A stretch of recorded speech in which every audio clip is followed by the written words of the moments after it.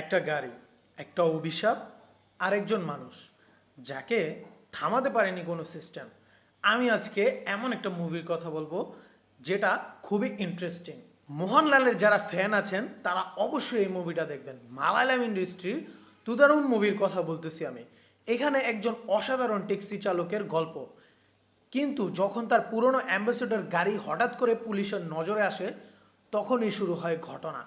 শুরু হয় এমন এক খেলাধুলা যেখানে প্রতিটা পদক্ষেপে লুকিয়ে আছে মৃত্যু, বিশ্বাসঘাতকতা আর লোভ।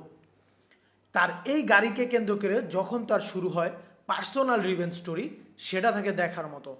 খুবই সিম্পল একটা গল্প, কিন্তু থ্রিলার আছে ভালো।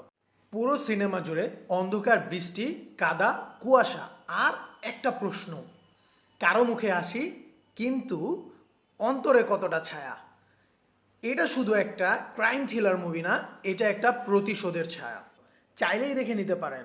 বর্তমান সময়ের খুবই ভালো একটা মুভি, রেকমেন্ডেড।